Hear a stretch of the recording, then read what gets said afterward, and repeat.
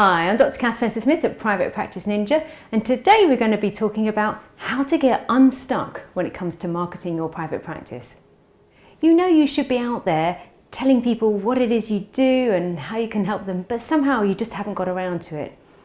Or maybe you're thinking, oh, I kind of tried that, I sort of dabbled in it, didn't really know if it was working or not, and it just seems a real faff and a complete waste of my time. So how do you go about marketing your practice? How do you get unstuck? There's no getting away from it. Patients are online researchers, which means you must be out there online marketing what you do.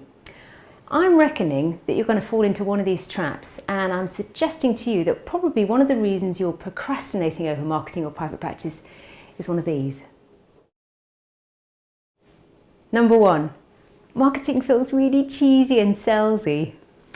You don't have to brag to be able to market your practice.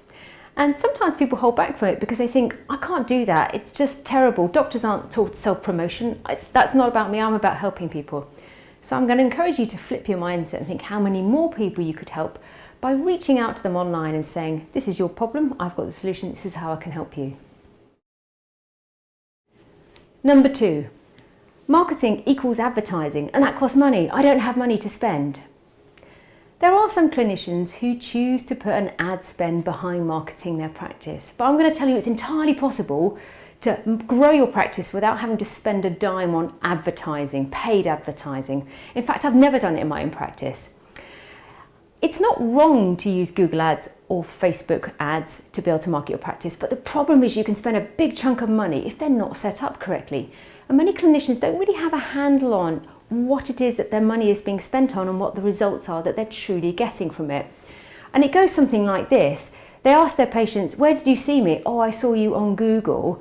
And if the ad's not set up correctly, you don't necessarily know that that person saw you via organic search or whether they clicked on an ad link.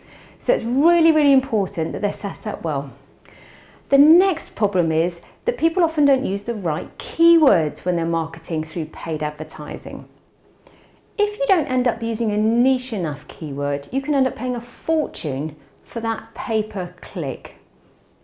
For example, currently, if you were to put a Google ad up and have City of London physiotherapist, that's going to cost you over $5 per click.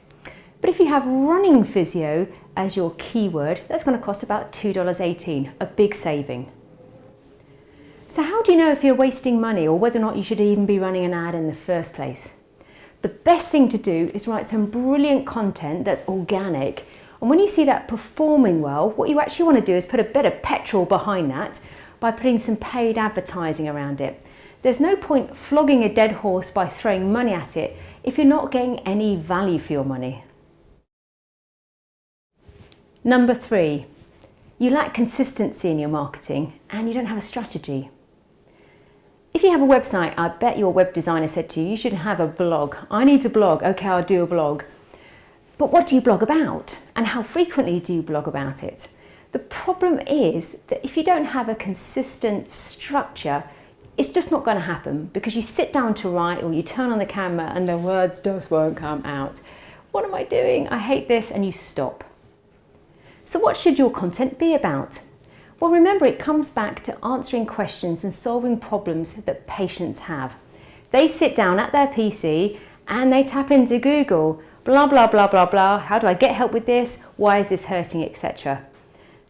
The mistake that we make as clinicians is that we write content for other clinicians.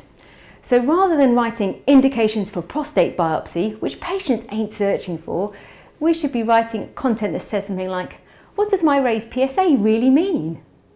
Each time a patient comes into a clinic and asks you a question, write down what that question is in their words. Once you've got a good block of them together, then you can sit down with a search engine bar open and put those questions into it and see if there are regular pieces of content coming up about it. If there are, that's gold dust. You know people are searching for it. The next trick is to outright or outvlog those top performing organic pieces. So if someone writes a piece about what does my raised PSA mean, and it's only 400 or 500 words, you could write a killer post that will eventually get to number one on Google. Number four, you're not measuring your marketing efforts. Making content takes time. You need to know if it's worth it. You need to know if people are engaging with it.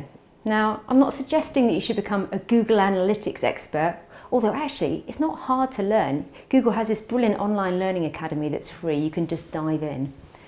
There's other easy ways to track how well your content's performing. So for instance, if you're posting onto LinkedIn, you can see how many comments and views you have, and that gives you a pretty good idea in comparison with your other blog posts about how well something's performing. So go track it.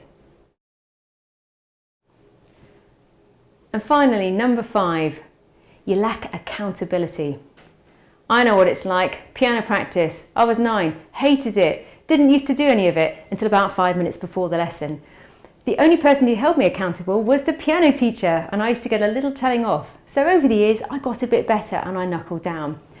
When we're designing pieces of content, it's sometimes nice to have a kind of biz buddy to bounce ideas across.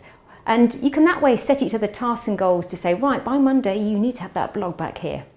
If you need help with your marketing strategy or just a bit of plain old accountability, get in touch. I'm at css@privatepracticeninja.tv.